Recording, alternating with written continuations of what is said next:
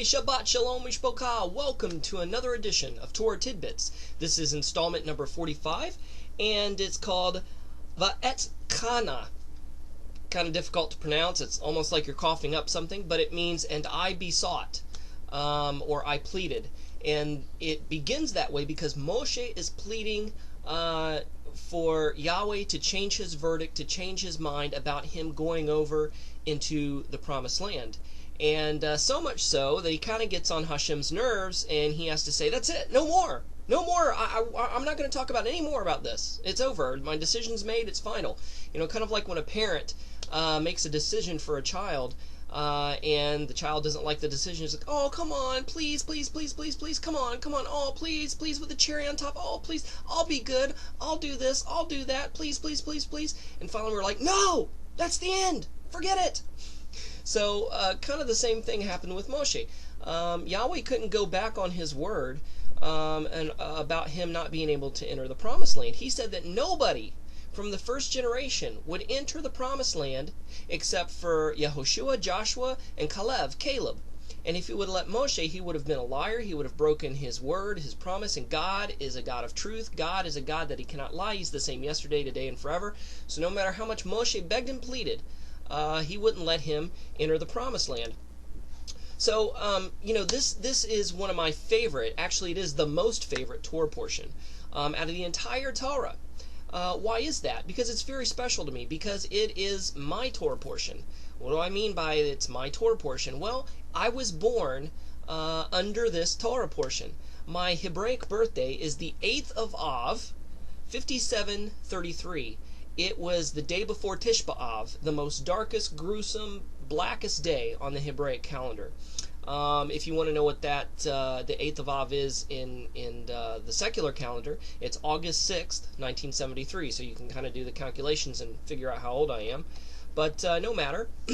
The reason I like this so much is because if I had to pick one Torah portion to explain Judaism to somebody, it would be this Torah portion, because it has the core elements of what Judaism is all about. It's got the John 3:16 of Judaism in it. What do I mean by that? Well, you know how Christian kids, you know, the very first verse they ever learn is John 3:16. For God so loved the world that he gave his only begotten Son, that whosoever believeth in him should not perish but have everlasting life.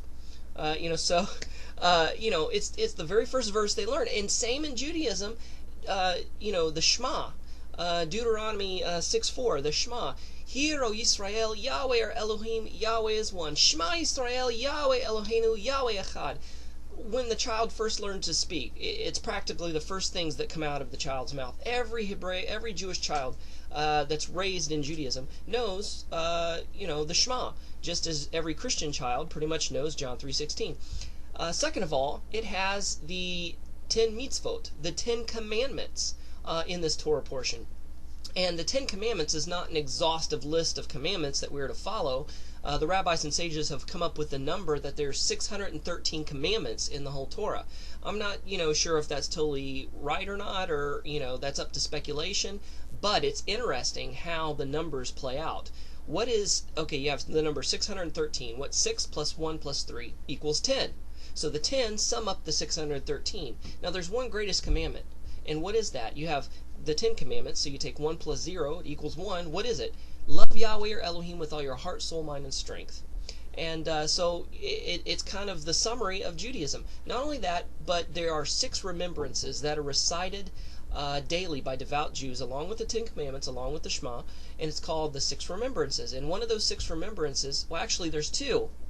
My mistake. There's 2 of the 6 remembrances. You know, remember the Sabbath day to keep it holy. That's part of the 10 commandments. But you know, you also have where we're not to forget when the Torah was given to us at Mount Sinai. So 2 of the 6 remembrances are in this Torah portion. Remember the Sabbath day to keep it holy, and remember when God gave you the Torah at Mount Sinai. Why is it so important? Because the Torah is what Judaism is all about. That's the crux of the mosh, so to speak. The crux of the matter is, you know, the 613 commandments, God given us the Torah at Mount Sinai because we are a free people. We are free within the Torah. We're no longer slaves not only to Egypt, but we're no longer slaves to our sinful nature, to ourselves. He's given us boundaries and rules and laws to live by, instructions that please Him, that help us to live holy lives, that help us to draw closer to Him. And you know, so that's what it's all about. So this is a very exciting Torah portion for me. I love it, and hope you get even much more out of it than I got out of it this year and the previous years I've read through this. So that's it. Shalom, Shavua Tov. God bless. Love you. Thank you for watching. You guys are in my thoughts and in my prayers. Later.